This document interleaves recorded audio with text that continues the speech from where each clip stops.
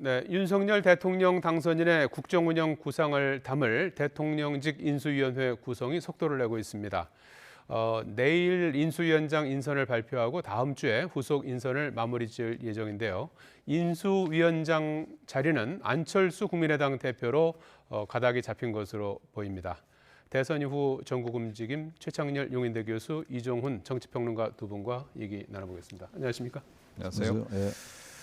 자, 적어도 내일 인수위원장과 부위원장 그 주요 직책을 발표하고 다음 주까지 인수위원을 마무리한다는 방침이라고 그래요.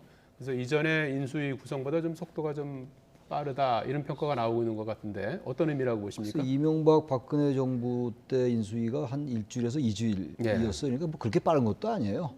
내일 정도 발표하고 그리고 인수위원회의 위원을 발표해야 되니까 게다가 인수위원회에 뭐 전문위원이라든지 여러 실무진들이 있을 거 아닙니까? 그 한 뭐 150에서 200명 된다고 하는데 그 다 구성하고 출범하려면 지금쯤 서두르는 게 맞다고 보는데 어쨌든 지금 인수위가 10년 만에 지금 구성되는 거 아니에요. 지난 19대 대선 때는 뭐 탄핵으로 치러진 선거니까 바로 이제 대선 끝나자마자 취임했던 거고 박근혜 정부 이후에 처음 인수위를 하는 거니까 그리고 또 하나 정권 교체가 되는 거잖아요.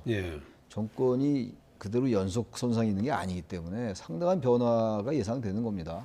국정의 전반적인 틀의 방식의 변화가 예상되기 때문에 인수위가 어느 때보다도 중요하겠죠. 그러니까 그런 면에서 보다 좀 빠르게 서두른다는 건 당연한 거라고 생각합니다. 지금 오늘 오후에 장제원 비서실장하고 국민의당 이태규 의원하고 만나서 큰 틀에 좀 인수위원장하고 부위원장 그리고 뭐 인수위원 24명의 명단까지도 어느 정도 뭐 확정을 지었다 이런 보도가 조금 전에 나왔어요. 구체적으로는 안철수 국민의당 대표가 인수위원장을 맡는 쪽으로 가고 그다음에 부위원장은 이제 권영세 의원이 맡는 쪽으로 가닥이 잡혔다고 하는데 권영세 의원은 본인이 좀 고사를 하고 있는데 당선인이 직접 지금 설득 중이다 이렇게 좀 보도가 되고 있는 것 같아요. 어떻게 그렇습니다. 평가하십니까? 뭐 생각보다 굉장히 빠르게 이제 진행되고 있는데요. 그러니까 이미 사전에 좀 얘기가 좀 많이 진행이 됐던 것 같아요. 그러니까 제가 보기에는 지난번 그 안철수 대표하고 윤석열 당선인의 막판 단일화 협상 과정에서도 이미 얘기가 진행이 좀 된 게 아닌가 이런 생각이 좀 들고요. 최종적인 결정만 조금 남겨놨던 그런 상태인 것 같고 도시락 회동 때 뭐 이 얘기를 했느냐 안 어제 했느냐도 오찬 좀 회동을 했죠. 그것도 뭐 관측이 여러 가지 나오기도 하고 또 안철수 대표가 명확하게 얘기는 하지 않았는데 사실은 그 얘기를 하지 않으면 사실은 별로 할 얘기가 없죠. 지금 이 시점에서는. 그래서 인선 얘기가 아무래도 가장 주요 그 아마 화제 대상이었을 것이다 이렇게 생각을 하고요. 지금 뭐 벌써 명단이 사실은 돌고 있습니다.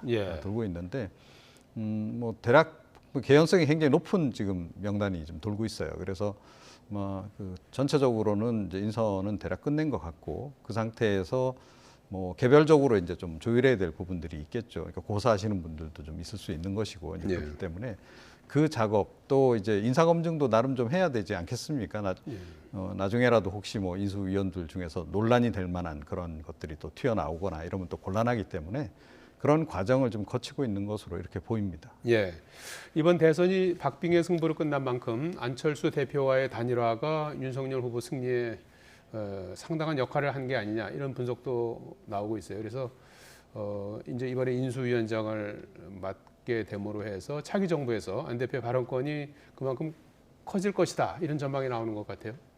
그 이번에 단일화 과정에서 인수위 구성부터 공동정부 구성까지 같이 하겠다 이런 얘기를 합의를 했던 거니까 만약 이제 인수위원장이 되고 지금 뭐 보통 그렇게 나오고 있습니다만 안철수 대표가 인수위원장을 맡고 향후에 또 총리를 맡게 된다면 그건 뭐 모르겠어요. 인수위원장을 맡는다고 반드시 총리를 하는 건 아니니까 지난 박근혜 정부 때 같은 경우는 이제 김용준 헌법재판소장이 인수위원장 맡고 총리가 됐었어요.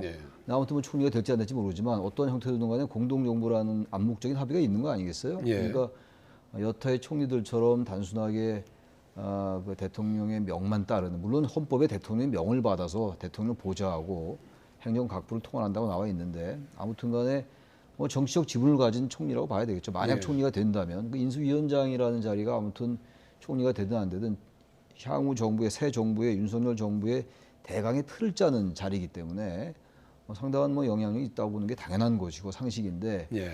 안철수 대표는 어쨌든 뭐 대권을 여전히 지향한다고 본다면 국민의힘과 국민의당이 합당을 합의한 상황 아니에요? 또 지방선거는 곧 닥쳐오고 6월 1일 날 그런 쪽에서 총리로서 그런 너무 정치공학을 인식한다면 오히려 부담이 될 수 있을 것 같아요.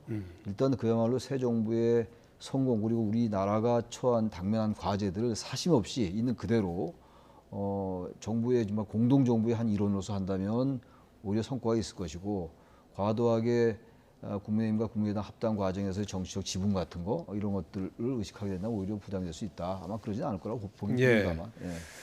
이 인수위원장은 뭐 지금 가닥에 이렇게 잡힌 상태고 거기서 더 나아가서 차기 정부에서 책임 총리를 맡을 가능성도 제기되고 있는데 그 실현 가능성 어떻게 보십니까? 뭐 저는 가능성이 높지 않나 이렇게 예. 생각을 합니다. 그래서 이제 조금 전에 말씀드렸다시피 이번에 단일화 과정이 뭐 굉장히 좀 험난하지 않았습니까? 그래서 막판에 이제 극적으로 단일화가 이제 진행이 됐고 예. 협상이 중간에 뭐 이렇게 약간 결렬 과정으로 접어들기도 했었고 이제 그런 것들이 있기 때문에 최종 합의 단계에서는 어찌됐건 뭐 공동정부 부분은 확실하게 좀 명시를 뭔가 해놨을 가능성이 높다 이렇게 생각합니다. 그래서 예. 아직 공개는 안 돼 있습니다만 그래서 그것에 따라서 뭐 진행이 좀 되고 있는 게 아닌가 이렇게 생각을 하고 당연히 이제 그 책임 총리 정도를 이제 내주는 쪽에서 아마 윤석열 당선인이 그걸 이제 어찌됐건 단일화를 성사시킨 것으로 이렇게 보입니다. 그래서 정치적으로는 일단 그렇게 진행될 가능성이 현재로서는 지금 가장 높지 않나 이렇게 생각합니다. 예. 안철수 대표로서는 사실 그동안에 10년 동안 정치를 해오면서 제3지대 정치인으로 있다가 이번에 이제 뭐 책임 총리까지 맡게 된다면 본인으로서는 상당한 또 기회이면서 또 한편으로는 또 위기이다. 시험도가 될 수 평가도 있겠죠. 나오는 것 예. 같아요. 예. 어찌됐든 지금 뭐 여소야대라는 어떤 상황을 또 돌파해야 되는 거 아니겠습니까? 인사청문회도 돌파를 해야 되고 민주당의 협조가 있어야 될 텐데 가능성은 어떻게 보십니까? 글쎄 민주당 청문회를 해본 적은 아직은 한 번도 아니, 없었죠. 한 번도 없죠. 예. 안철수 대표가 만약에 총리에 지명된다면 너무 글쎄 앞서 나간 얘기인지 모르겠습니다만 예. 저도 뭐 총리 가능성이 높다고 봐요. 만약 인수위원장을 이제 발표한다면. 근데 임명동의가 필요한 거 아니에요. 국회 임명동의가. 장관 같은 경우야 청문회에서 설령 그 청문 보고서가 채택이 안 돼도 대통령이 임명할 수 있어요. 물론 예. 새 정부 초기부터 그렇게 하지는 않겠습니다만. 근데 총리는 반드시 국회의 임명동의가 필요한 자리이기 때문에 만약에 끝까지 야당이 반대하면 민주당이 아직은 여당이 합니다. 야당 됐을 때 야당이 반대한다면 어려운 일이거든요. 근데 명분이 없을 것 같아요. 제가 볼 때. 안 대표의 총리 임명 동의에 반대할 명분이 없는 게 선거 과정 불과 며칠 전이었잖아요. 얼마 전이었는데 그때 이재명 후보가 안 후보에게 민주당이 계속 구애를 했던 거 아닙니까? 단일화하자고, 연대하자고. 그래서 27일 날 의원총회에서도 일요일임에도 불구하고 정치 의제들 여러 개를 통과시켰잖아요. 네. 4년 중임제 개헌, 뭐 결선 투표제 이런 걸 했기 때문에. 근데 이제 상대방 정당의 공동정부의 일원이 됐다고 해서 반대할 수 있을까요? 또 하나가 안 대표가 선거를 여러 번 치렀잖아요. 예. 선거를 치르면서 여러 번 검증이 됐다고요. 그리고 이번 선거 과정에서도 특별히 도덕적인 흠결 이런 게 나타나지 않았거든요. 그래서 만약에 임명동의에 상대 당의 총리 지명자라고 해서 반대한다면 오히려 역풍을 맞을 수가 있다. 민주당이. 아마 민주당이 그렇게 하진 저는 않을 것 같은데 뭐 지켜볼 일입니다만 좀 그럴 가능성은 대단히 낮다. 민주당의 이익을 봐서라도 그렇게 생각이 듭니다. 예. 이종원 평론가님도 동의하십니까? 네, 그렇습니다. 그러니까 뭐 조금 전에 말씀하셨듯이 이제 그동안에 별로 불거진 어떤 개인적인 의혹이라든가 이런 게 없다는 거죠. 예. 일단 그래서 인사청문회에 딱 올라갔을 때 뭐 모르겠습니다. 뭐 그때 뭐가 튀어나올지는 아무도 모르는 상황이긴 한데 이제까지 정치하는 과정에서 어느 정도 검증됐다라고 전제했을 때 특별한 악재가 불거질 가능성은 별로 없다 이렇게 이제 봐야 되는 거죠. 예. 이제 그런 상태에서 만약에 민주당이 끝까지 이거 통과를 안 시켜주겠다라고 할 경우에는 이건 곧바로 이제 발목 잡기로 이제 국민들이 인식할 수밖에 없다는 거죠. 뭐 문재인 대통령 경우도 이제 그랬습니다만 일단 당선되고 나면 지지율이 상당히 높아져요. 그래서 국민들이 좀 힘을 실어주는 거죠. 예. 어찌됐건 대통령이 되고 나면 이제 그런 상태에서 별로 흠결도 없는 총리 후보의 발목을 잡는다. 그랬을 경우에 제가 보기엔 곧바로 지방선거 때 굉장히 또 불리해질 겁니다. 예. 그렇기 때문에 그렇게 그 좀 어리석은 선택을 하기는 쉽지 않을 것 같다 이렇게 예. 생각합니다. 추가적으로 인수위 24명, 인수위원 24명으로 되어 있지 네. 않습니까? 법적으로. 그래서 이제 어떤 인사들이 기용될지도 관심이고 뭐 이런저런 이제 뭐 하마평들이 좀 나돌고 있는 상황인데 그 구성원들 중에 검찰 재직 시절의 서초동 인맥이라든지 또 당내 검경 출신 인사들이 두각을 내는 게 아니냐 이런 전망도 나오는 것 같아요. 네. 어떻게 예상하십니까? 그러니까 뭐 사실 지금 이미 좀 주요 인사들이 이제 검찰과 다 인연이 있는 분들이어 가지고 벌써부터 이제 약간 논란이 좀 되기도 했었습니다. 그래서 이분들이 과연 얼마나 이제 중책을 이제 맡게 될지는 모르겠는데 아무래도 뭐 그 윤 당선인 입장에서는 잘 모르는 사람에 비해서 자기가 좀 개인적으로 어떤 사람들인지 좀 아는 사람들이 좀 편하게 느껴질 겁니다. 그리고 좀 더 신뢰할 수 있는 사람들이라고 이제 여길 가능성이 높은 것이고 그럼에도 불구하고 너무 이렇게 한쪽으로 편중돼 가면 이거는 또 결과적으로 또 상당히 또 구설수를 낳는다.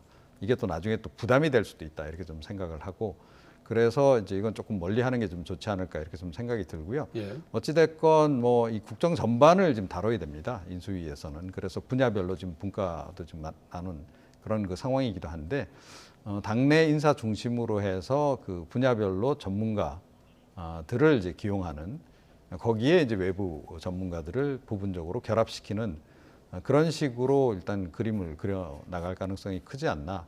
그런데 뭐 검찰 출신들이 뭐 막말로 뭐 외교 안보까지 다 할 수는 없잖아요. 또 경제를 다 할 수도 없고. 그래서 아마 좀 제가 보기에는 적절하게 조화를 좀 이뤄가지 않을까 이렇게 좀 예상을 합니다. 예. 윤당선인의 또 인사 스타일도 이제 많은 분들이 이제 관심을 갖는 부분일 것 같은데 선거 과정에서 정치 신인이기 때문에 누구에게도 비친 적이 없다 이런 얘기를 했었고요. 그리고 김은혜 대변인은 뭐 윤석열 당선인의 인사와 관련해서 시스템 인사다. 그리고 뭐 밀실 인사나 정실 인사 이런 것은 없다 이렇게 이제 언급을 했거든요. 그래서 좀 더 좀 과감한 어떤 인사 스타일을 기대해도 될까요? 글쎄요, 윤석열 당선인의 이제 여러 스타일을 보면 예. 기존의 여의도 문법과는 많이 다르다는 걸 많이 느꼈잖아요. 예. 선거 과정 중에서 여의도 문법이라는 게 글쎄요 어느 정도 이렇게 도식화된 어떤 정형화된 틀이 좀 있어요. 그런 것에서 많이 벗어나 있는 것 같게 느꼈습니다. 저는 개인적으로. 그렇다면 인사 문제도 지금 뭐 서초동 출신들이 대거 전면 포진할 거다 저는 그렇게 생각하지 않거든요. 그렇게 된다면 우리 이정훈 평론가 말씀처럼 상당히 처음부터 인사 스타일이 선을 보이는 거거든요. 인수위가. 인수위는 물론 한시적인 조직입니다. 한시적인 조직이지만 인수위에서 이 각 분야별로 모든 그 틀을 짜는 거기 때문에 대단히 중요한 조직이거든요. 네. 그래서 인수위에 관한 법률도 있는 거 아니겠어요? 근데 만약에 자신의 측근만을 전면 포진시킨다. 그건 뭐 그럴 가능성 거의 없다고 보고요. 또 이게 인수위가 7개 분과로 나눠져 있거든요. 기획조정, 외교안보, 뭐 정무, 사법, 행정 이렇게 쭉 나눠져 있거든요. 분야별로. 거기에다 맞는 인사를 쓴다고 보는데 아무튼 인사에 있어서도 의외로 파격적인 인사가 나올 가능성도 있는 것 같아요. 이제 개인적인 스타일 자체가 대단히 소탈하고 얽매이지 않는 좀 그런 스타일이기 때문에 이번에 단일화 과정 같은 경우도 세부적으로 뭐 총리 같은 거 얘기를 안 했다는 거 아닙니까? 거의 결렬되고 27일 날, 2월 27일 날 결렬 선언, 20일 날 이제 안철수 후보가 결렬 선언하고 2월 27일 날 윤석열 후보가 그 결렬 과정을 설명했단 말이에요. 그러고 나서 단일화가 됐는데 3월 3일 날 그 과정이라는 게 대단히 전격적이거든요. 그런 여러 가지 스타일로 밀어볼 때 인사도 상당히 신선한 스타일로 하지 않을까 그렇게 여겨집니다만 일단 두고 봐야 되겠죠. 예. 지금 그 인수위 얼개를 보면은 이제 위원장 있고 부위원장 있고 7개 분과가 있고 그다음에 위원회가 있고 이제 TF가 네. 또 3개의 TF가 있더라고요. 그래서 당선인 밑으로 이제 국민통합특별위원회하고 이제 청와대 개혁 TF가 있고요. 그다음에 인수위 직속으로 코로나 위기 대응 TF, 지역균형 발전 TF 이렇게 이제 한 개의 위원회와 TF 3개가 이렇게 있는 걸로 이렇게 좀 전해지고 있는데 기존의 인수위와 비교할 때 어떤 차이점이 있다고 보십니까? 일단은 분과 숫자가 좀 적죠. 예, 그러니까 박근혜 전 대통령 경우에 이제 9개 분과였던 걸로 제가 기억하는데 그래서 분과가 일단 적습니다. 예. 태스크포스도 적어요. 그러니까 이명박 전 대통령 때 그 인수위 같은 경우에는 태스크포스가 너무 많아가지고 숫자도 많았을 뿐만 아니라 권한도 굉장히 또 집중이 돼서 그때 논란이 됐었거든요. 그런데 태스크포스 숫자도 지금 그렇게 많지는 않습니다. 갑자기 뭐 하나가 지역균형 발전 관련한 태스크포스가 늘긴 했는데 그래서 전체적으로 보면 역시 좀 작은 정부를 지향하겠다라고 하는 그런 그 공약하고 좀 연계돼서 인수위 조직도 그렇게 좀 크게 가져가지 않을 가능성이 크지 않나. 그러니까 박근혜 전 대통령 때 한 150명 정도 규모였던 거로 제가 알고 있고 네. 이명박 전 대통령이 183명인가. 사실은 그리고 진보 정권 때 보면 인수위가 굉장히 규모가 컸습니다. 대체로 이제 진보 정부가 이제 큰 정부를 지향하다 보니까 이제 그렇게 됐던 측면들이 있는데 아마 그 제가 보기에는 지금 현재 나온 얼개로만 봐서는 예. 지금 뭐 가장 역대 그 최소 그 인수위 규모가 될지도 모르겠다 이렇게 생각을 합니다. 예. 자, 그런데 인수위 분과 발표에서 여성 분야가 빠지면서 논란이 불거지고 있는데요. 관련 발언 잠시 들어보시겠습니다. 이 기능을 부총리급으로 격상해서 제대로 역할을 하게 해야 된다는 것이 저의 소신이죠.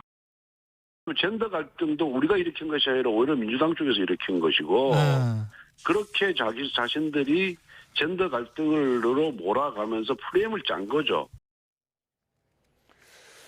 자, 이 여성 정책을 둘러싸고 구체적으로 뭐 여가부 이제 폐지를 할 것이냐, 오히려 승격시킬 것이냐 이런 이제 논쟁인데요. 이준석 대표는 당선인의 공약 여가부 폐지 쪽이죠. 그래서 이걸 가볍게 비판하면 혼란이 온다면서 유권자에 대한 예의를 지키라고 이제 맞받았어요. 왜 이런 논란이 일어났다고 보십니까? 여성가족부 폐지가 이제 이른바 요즘 얘기되고 있는 2대남, 2대녀 예. 2030의 표심이 극단적으로 갈렸잖아요.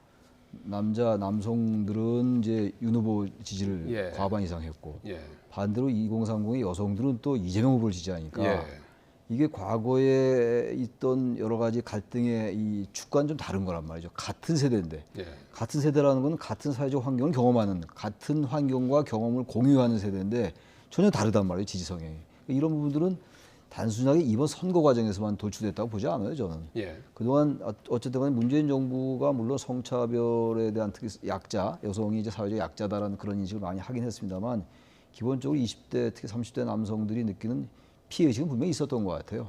그게 누적돼 와서 선거 결과로 나타난 걸로 보기 때문에 그게 바로 여성가족부 폐지를 둘러싼 논란으로 저는 점화됐다고 봅니다. 물론 그게 선거 전략과도 연관이 되는 부분이긴 합니다만 저는 그래서 이 부분을 자꾸 뭐 젠더 갈등이다 갈라치기다 이런 말씀들을 하는 사람들이 있는데 이건 그렇게 볼 건 아닌 것 같아요. 예. 나타난 현상 그 자체로 보면서 이걸 어떻게 완화시켜 나갈 것인가. 왜냐하면 남성들은 남성들대로 자신들이 또 차별받고 있다고 생각해요.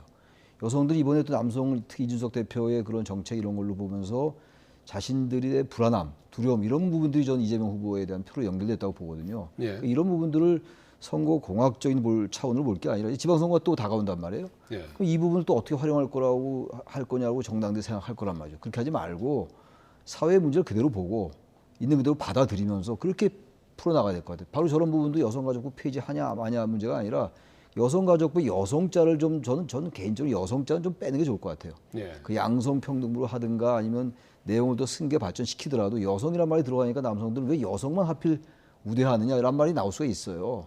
여성이 여전히 사회적 약자를 하더라도 좀 그런 면에서 이 부분을 가지고 과도하게 양대 정당에서 여성가족부 문제를만을 가지고 자꾸만 젠더 갈등이나 차원에서 보는 건 맞지 않는다라고 생각을 합니다. 예. 지금 그 최 교수님 말씀처럼 20, 30대 그 유권자들의 표심이 뭐 전체적으로는 이재명 후보와 이제 윤석열 당선인의 균형을 이루었는데 성별로 상당히 극명하게 엇갈렸단 말이에요. 그래서 이 부분은 상당히 진지하게 좀 다뤄져야 될 그런 내용인 것 같은데 그렇다면 윤석열 정부에서 여가부의 운명은 어떻게 전망하십니까? 저는 폐지까지 하기는 상당히 부담스러울 것이다 이렇게 생각을 합니다. 이번 투표 결과를 어찌됐건 그 표심을 반영을 해야 되잖아요, 정책에. 그래서 선거 막판에 이대녀들이 어떻게 보면 총궐기를 전한 거다라고 보는데 그런 상황을 또 무시할 수도 없다. 그렇게 본다면 이건 뭐 이제 나름 정치적 판단을 내릴 문제이긴 한데 제가 보기에는 일단은 존치시키는 쪽으로 결정이 날 가능성이 크지 않나 이렇게 생각을 하고요. 그리고 이제 그 아마 기능은 지금 사실은 이미 논란이 많이 됐습니다. 기능 관련해서는. 그래서 문재인 정부 하에서도 논란이 있었고 아마 이재명 후보가 설령 당선됐더라도 이 기능 부분은 조정을 안 할 수가 없는 그런 그 상황이었다라고 보기 때문에 기능을 좀 조정할 가능성, 그 가능성은 좀 더 크지 않나 이렇게 좀 생각을 하고요. 그리고 이제 그 기능과 관련해서 이제 가장 이제 핵심은 이게 사실은 여성가족부가 그 이름값을 못했다 하는 평가가 많거든요. 예. 예, 정말로 이제 그런 본래 설정했던 그 과업들을 제대로 수행해 냈느냐 하는 부분에 대해서 그동안 이제 지적이 많았었던 부분이 있기 때문에 뭐 이번 정부 같은 경우에는 뭐 실용주의를 이제 지향한다고 하니 실질적으로 그 여성들에게 이제 여러 가지 불편한 부분들을 해소해 줄 수 있는 또 사회적으로 좀 불평등한 구조라든가 그런 것들을 좀 해소해 나가는 그런 쪽으로 일단 노력을 더 많이 기울일 필요가 있지 않을까 이렇게 생각하고 그런 방향으로 일단 가지 않을까 이렇게 좀 보고 있습니다. 예, 정부 조직 개편 과정에서 이제 이런 부분들이 좀 진지하게 좀 논의가 되겠죠.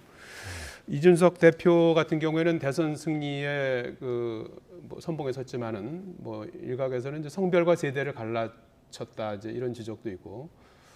여러 가지 숙제를 안겼다는 뭐 책임론도 함께 이제 제기되고 있는 상황인데 공과를 따졌을 때 어떻게 평가하십니까? 선거를 이겼는데 예. 이긴 당의 대표잖아요. 어쨌든 예. 이겼는데 이제 와서 책임론을 얘기한다는 자체가 좀 맞지 않는 것 같아요. 예. 아무리 근소한 표차라 하더라도 선거는 이긴 건 이긴 거예요. 우리나라 제도가 다수 대표제거든요.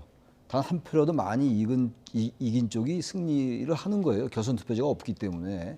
근데 이걸 이제 와서 표차가 적었다고 해가지고 책임론을 얘기하고 물론 선거 과정 중에서 여러 우여곡절이 있었죠. 그리고 뭐 갈라치기라는 건 제가 볼 때 그건 프레임이라고 보는데 예. 뭐 성별 간의 갈라치기를 통해서 뭐 표를 얻었다. 이런 얘기는 뭐 관점에 따라서 얼마든지 논쟁의 여지가 있습니다만 기본적으로 당대표의 역할을 잘 해냈다고 보는 게 맞는 것 같아요. 그리고 나서 이제 앞으로 어떻게 지방선거에 대비하고 새 정부가 어떻게 하면 성공할 수 있는가. 문재인 정부가 결국은 정권 심판론에 의해서 심판을 받은 거거든요. 예. 아무리 표가 비슷하게 나왔다 하더라도 그런 관점에서 본다면 이준석 대표에 대해서 책임론을 제기한다는 자체가 저는 맞지 않는다고 생각해요. 예. 이준석 대표가 모레 지방선거에 대비해서 당직 개편을 단행하겠다고 했습니다. 이 대표의 향후 정치적 행보는 어떻게 전망할 수 있을까요? 네, 뭐 자기 정치를 굉장히 강화하지 않을까 이런 생각이 좀 들어요. 그러니까 어찌됐건 뭐 이번 대선 승리를 이끌었다라고 하는 제가 보기에는 06과사 정도 되는 것 같아요.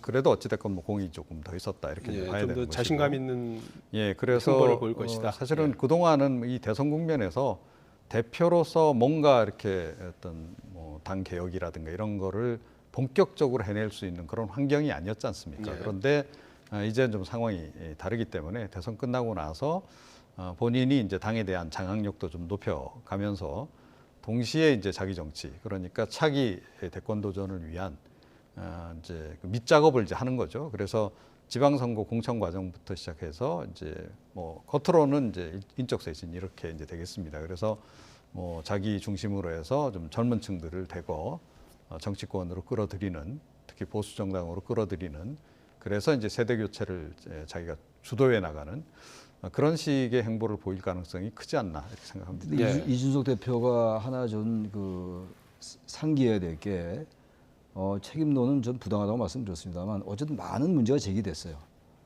그런 부분들은 자신이 만약에 향후 큰 정치를 하려면 충분히 성찰할 필요가 있다고 생각해요. 예. 당내에서도 아무튼 간에 이준석 대표에 대해서 말이 많았기 때문에 결과는 잘 이끌었습니다만 그런 부분들을 충분히 성찰하고 반성해라. 그래야지 자기의 정치를 할 수가 있고 새 정부에도 도움이 될 수 있고 당에도 도움이 될 수 있어요. 전 이준석 대표가 이제 37살밖에 안 됐잖아요. 앞으로 무궁무진한 가능성이 있는 정치인이거든요. 그리고 예. 이번 선거 과정 속에서도 상당한 역할을 했어요. 예. 선대본부장이 물론 역할을 많이 했습니다만 당대표로서도 역할을 많이 같이 했던 것이라서 그런 부분들을 인정하되 나름대로 제기됐던 여러 가지 문제점 이런 것들을 완전히 그냥 지나칠 수는 없다. 그러니까 본인이 성찰할 문제라고 생각합니다. 예. 자, 대선 후에 뭐 승리의 뭐 공은 인정하되 본인이 네. 좀 성찰할 필요성이 있다. 이제 이런 지적도 좀 새겨드려야 될 것 같고요. 민주당은 어제 송영길 대표를 비롯한 지도부가 총사퇴하고 윤호중 원내대표 중심의 비대위 체제로 전환했습니다. 어떤 이야기들이 나왔는지 잠시 들어보시죠.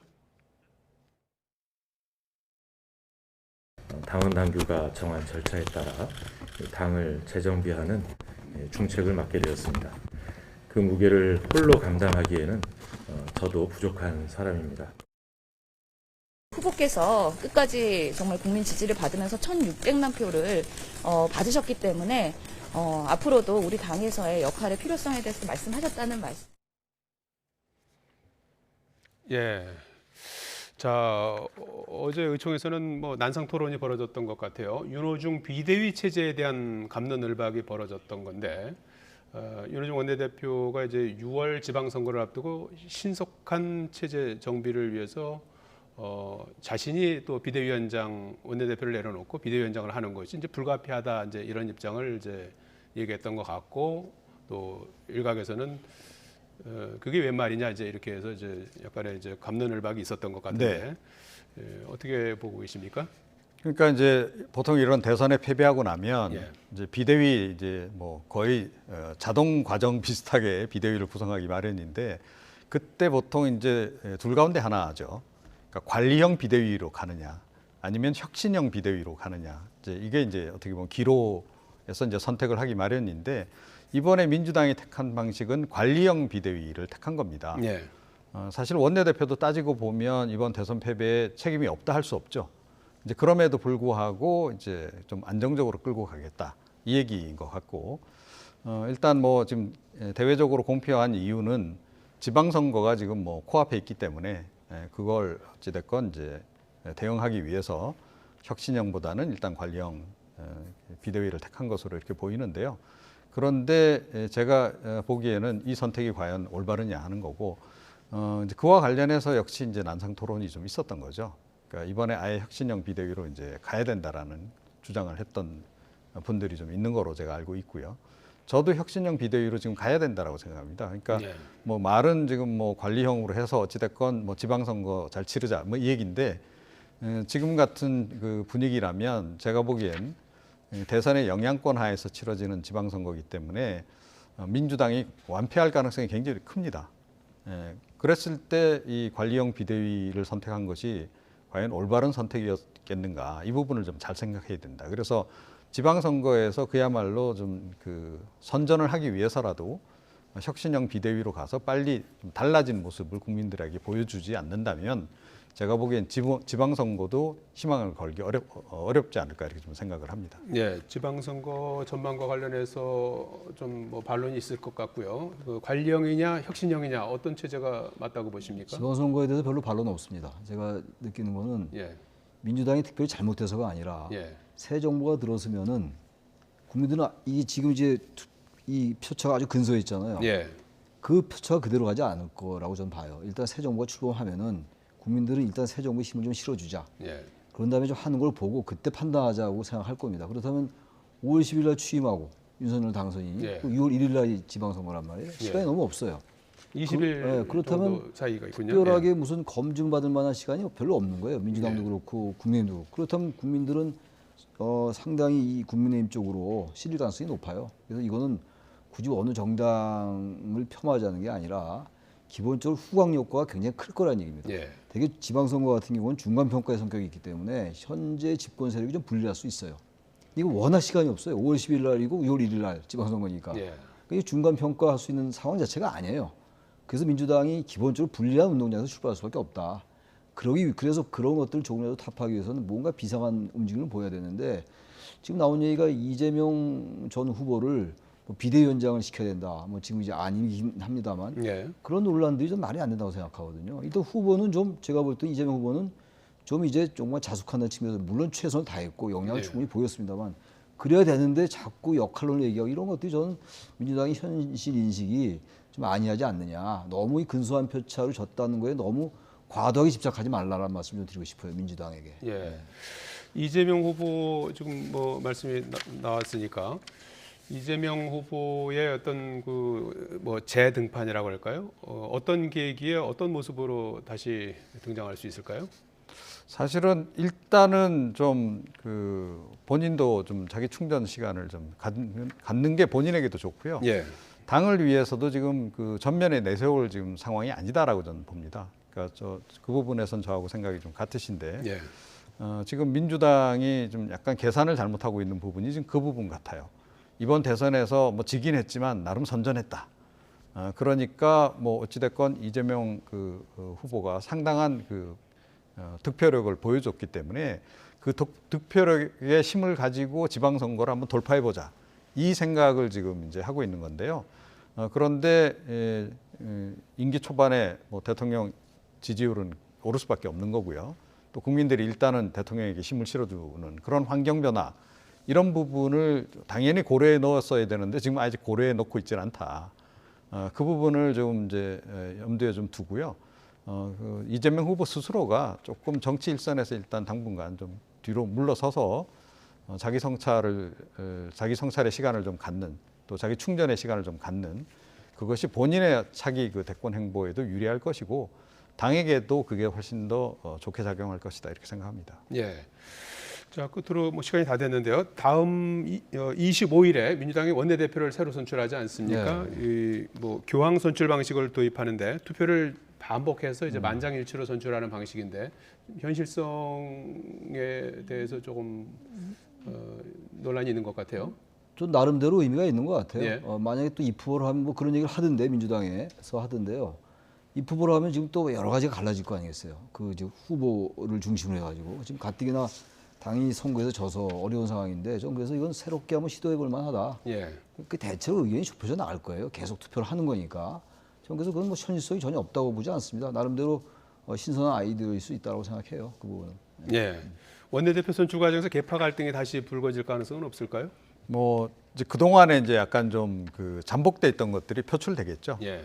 그래서 이제 원내대표 이제 그 경선 과정에서부터 서로 주도권을 잡기 위해서 아마 그 상당히 이제 활발하게 움직이지 않을까 이렇게 좀 생각이 들고 예. 그 과정에서 이제 표가 많이 분산이 돼서 지금 걱정하는 거 그거 같아요. 누가 당선되긴 했는데 이 확실한 좀 정통성을 갖고 좀 끌고 나가지 못하는 그런 상황. 예. 이제 그런 부분이 우려가 돼서 역시 새 원내대표는 좀 힘있게 끌고 가야 될 필요성이 있다. 그래서 이제 콘클라베 방식을 좀 도입한 게 아닌가 이렇게 생각을 예. 합니다. 자, 다음 주부터 이제 새 정부 인수위 구성이 가시화되면서 변화의 바람이 불 것으로 예상됩니다. 5년 만에 정권 교체를 이뤄낸 국민의 뜻을 받들면서도 한편으로 통합도 놓치지 않아야 하는 두 마리 토끼를 잡아야 하는 숙제를 푸는 과정이 될 것 같습니다. 대선 이후 전국 움직임 최창렬 용인대 교수 이종훈 정치평론가 두 분과 말씀 나눠봤습니다. 고맙습니다. 네.